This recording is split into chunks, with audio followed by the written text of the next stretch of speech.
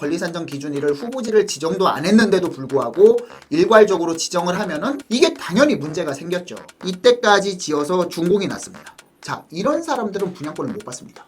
현장에서는 이 현금 청산 대상 물건만 찾는 손님들이 꽤 많다라는 정보가 있습니다. 안녕하세요. 반갑습니다. 이충민의 부말리입니다. 자, 오늘은 재개발의 핵심인 꼭 알아야 될 권리산정 기준일에 대해서 좀 알아보고요. 그 끝에 가면은 굉장히 중요한 포인트, 핵심, 돈을 벌 수 있는 포인트를 좀 말씀드릴 건데, 그래서 오늘 시청은 끝까지 해주셔야 됩니다. 자, 재개발에서 이 권리산정 기준일, 가장 중요한 그 핵심, 어떤 것을 투자할 때 있어서 가장 핵심이 되는 기준이 되는 날짜라고 말씀드릴 수 있는데, 권리산정 기준일은 많은 분들이 아시겠지만, 자, 이 권리산정 기준일 이전으로 이전과 이후로 나뉠 수 있는데, 이전에는 이제 권리산정 기준일이라는 것은 그냥 내가 이쪽에 재개발이나 여러 가지 정비 사업에서 조합원 입주권을 받을 수 있는 대상이 된다. 아니면은 여기 권리산정 기준일에 벗어나면은 현금, 조합원이라고 하더라도 현금 청산이 된다. 이렇게 말씀드릴 수 있습니다. 간단하게 정리해 드리는 거고요. 자, 권리산정 기준일은 재개발이나 정비 사업마다 모두 다 다릅니다. 그래서 하나하나 어떤 정비 사업에서 어떤 권리산정 기준일이 있고 여기에서 어떤 포인트가 있는지를 한번 말씀드리겠습니다. 자, 우리가 정비 사업도 굉장히 많은 종류의 정비 사업이 있습니다. 그래서 많이 헷갈려 하시는데, 그래서 우선순위, 가장 많이 추진되는 정비 사업부터 좀 설명을 드리도록 하겠습니다. 자, 그래서 신속통합기획구역은요, 자, 1차 후보지, 2차 후보지, 그리고 그 이후에 수시 공모로 이루어져 있습니다. 1차 후보지는요, 권리산정 기준일이 21년 9월 23일입니다. 자, 근데 21년 9월 23일인데, 자, 언제 후보지가 지정됐냐? 21년 12월 27일 날 지정이 돼 있죠. 자, 이게 무슨 얘기겠습니까? 자, 어떤 얘기가 있을까요? 구역 지정이 됐죠? 후보지 지정이 됐습니다. 자, 요때까지 해가지고 이 일정 기간이 지나서 권리산정 기준일이 있었기 때문에 여기에 대해서 문제가 없습니다. 이때 21개가 지정이 됐고요. 자, 2차 후보지를 말씀드릴게요. 2차 후보지, 여기에 포인트가 있습니다. 이걸 뒷장에서 좀 설명을 드릴 건데, 이 부분에 대해서 돈을 벌 수 있는 기회가 있다라고 말씀드릴 수 있고요. 자, 2차 후보지는 언제 지정이 됐냐? 자, 22년 12월 29일 날 선정이 됐습니다. 25개 구역이요. 근데 자, 보세요. 12월 29일 날 지정이 됐는데, 자, 어떻습니까? 권리산정 기준일은 22년 1월 28일입니다. 1월 28일 날. 자, 이게 무슨 얘기냐면요. 후보지를 지정했는데 권리산정 기준일은 소급해서 거의 1년 가까이 뒤로 소급해서 적용을 했다라고 말씀드릴 수 있습니다. 자, 여기에 이제 2차 후보지는 25개 후보지로 지정을 했고요. 또 3차 같은 경우에는 수시로 공모를 했죠. 이때 당시에는 공모로 구역을 날짜를 정해서 공모를 했지만 이 이후부터는 수시 공모다 해가지고 27개를 지정을 했는데, 여기 같은 경우에는 구청장이 후보지 추천일이 있습니다. 구청장이 후보지를 추천을 하거나, 아니면 구청장이 여기가 투기 세력을 좀 막기 위해서, 아니면은 여기에 사업성을 좀 빨리 하기 위해서 어떤 형평성이나 어떤 여러 가지 요건을 따져봤을 때, 이 날짜가 좀 괜찮겠다 싶어가지고 하는 요청일이 있습니다. 구청장이 요청을 하는 거죠, 서울시에. 그 요청일로 지정을 한다라고 말씀드릴 수 있습니다. 자, 그리고 지금 가장 많이 활성화되고 있는 사업이 또 모아타운이 있죠. 모아타운은 도시정비법상, 도정법상의 재개발이 아니고, 모아타운은 빈집 등 소규모 재개발로 볼 수 있는데, 가로주택 정비 사업이라고 보시면 될 것 같습니다. 그래서 가로주택 정비 사업을 구역별로 몇 개씩 모아서 연번을 받아가지고 모아가지고 재개발을 한다라고 해가지고 이게 모아타운인데, 자, 1차는요 22년 1월 20일 날 지정이 됐고요. 권리산정 기준일이 1차가 22년 1월 20일입니다. 그리고 2차는 22년 6월 23일, 3차는 22년 10월 27일, 4차는 23년 11월 30일. 그러니까 모아타운 지정이 수시로 이루어지기 때문에 사실 이 모아타운 같은 경우 이거를 다 외울 필요는 없습니다. 이렇게 1차, 2차, 3차, 4차 수시 이렇게 다 지정되는 날짜마다 권리 산정 기준일이 다르기 때문에 만약에 내가 투자를 하실 경우에는 이 권리 산정 기준일은 사실은 정확히 모르는 이제 동네 부동산이라든가 이런 데도 많기 때문에 이게 이제 몇 차 지정이 됐습니까? 이 구역은 몇 차 지정입니까? 권리 산정 기준일이 언제입니까? 라는 것을 충분히 알고 투자를 하셔야 된다. 안 그러면은 현금 청산 대상이 돼서 낭패를 보실 수 있다라고 말씀드리겠습니다. 자, 이어서 말씀드리면요. 공공재개발이 있죠. 공공재개발은 문재인 전 대통령 때 나온 재개발이라고 말씀드릴 수 있습니다. 하지만 이 공공재개발이 이제 기부 체납이 많기 때문에 여러 가지 이제 공공성 확보 차원에서 이제 개발을 하는 거기 때문에 사업 진행이 잘 안 되는 경우가 거의 대부분이라고 볼 수 있는데, 그래도 공공재개발 같은 경우에는 사업이 추진이 되기만 하면 그래도 인센티브를 많이 받을 수 있는 사업이기 때문에 알아두실 필요가 있습니다. 1차 같은 경우에는요. 2020년 9월 21일이고요. 자, 1차 지정은 24곳이 지정이 됐습니다. 2차 같은 경우에는 2023년 12월 31일, 2차는 또 8곳이 이제 지정이 됐고, 수시는 한 군데. 하지만 이 공공재개발 같은 경우에는 지금 사업이 제대로 진행되는 곳이 단 4곳에 불과하다. 이렇게 말씀드릴 수 있고요. 그렇기 때문에 이 공공재개발 같은 경우는 투자를 하실 경우에 좀 신중함을 기할 필요가 있다라고 말씀드리겠습니다. 자, 그리고 도심 공공주택 복합 사업이라는 개발 방식이 있습니다. 이런 개발 방식이 있는데, 그렇게 이제 뭐 많이 서울시에서도 많이 유행하거나 이제 많이 이슈화되는 개발 사업은 좀 아니라고 볼 수 있고요. 그 다음에 이제 이런 이 도심 공공주택 복합 사업 같은 경우에는 권리 산정 기준일이 21년 6월 29일이다라고 말씀드릴 수 있습니다. 자, 그리고 역세권 시프트 사업이 있죠. 자, 23년 10월 26일 이후에 사전 검토 중이거나 득하여 공람 공고 전인 구역 같은 경우에는 정비계획 공람 공고일이고요. 그 다음에 이제 23년 10월 26일 이전에 정비계획 공람 공고가 돼 있거나 정비구역 기지정된 구역 같은 경우에는 구역 지정일이라고 보시면 될 것 같습니다. 그리고 역세권 시프트 사업도 결과적으로는 이제 시프트 장기전세죠. 장기전세 사업이라고 볼 수 있는데, 자, 이 시프트 사업 같은 경우에는 50% 정도를 이제 장기전세로 해야 되기 때문에 사실 이제 물론 사업이 역세권 위주로 진행이 되기 때문에 사업성이 활성화될 수는 있지만, 역세권 활성화 사업이 생김으로써 역세권 시프트 사업은 많이 조용해지고 있는 상황이다라고 말씀드릴 수 있고요. 자, 그리고 역세권 활성화 사업이 있죠. 역세권 활성화 사업 같은 경우에는 앞으로도 그렇고요.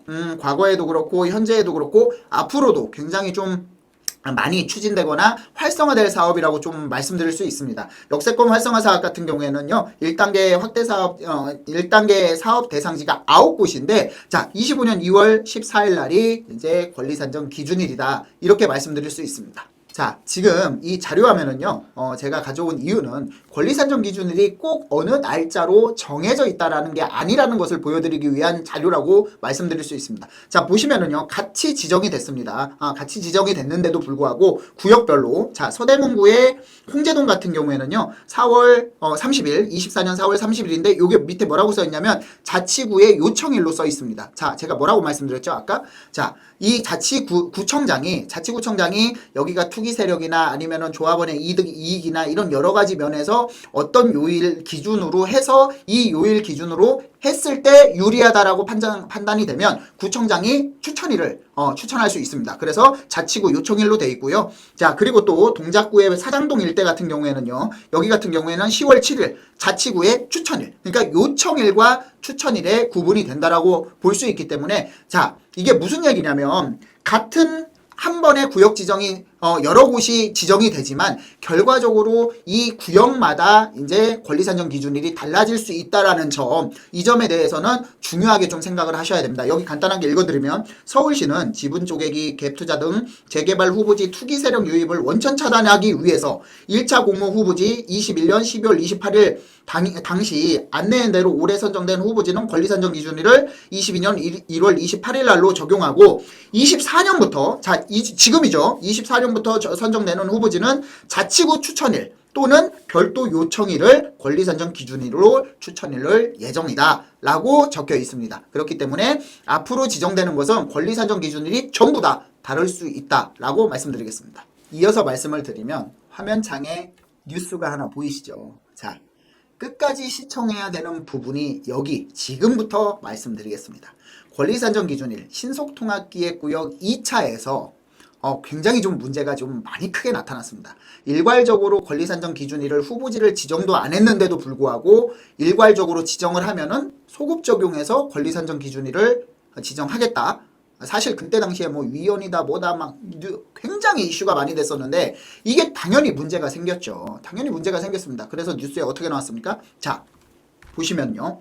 억울한 빌라 주인들을 구제하겠다. 서울시 신속통합기획구요. 현금 청산자 140가구 분양권 받게 해줘. 자, 그리고요. 정비사업 정책 자문위원회를 회의를 열어 권리산정 기준일을 조정했다. 동작구랑 중랑구, 강북구, 빌라 등 10개 대상. 다른 자치구들도 권리산정 기준일 신청 조정에 나설 듯 이렇게 나와 있습니다. 자, 이게 무슨 얘기냐면요. 제가 공문으로 설명을 드리겠습니다.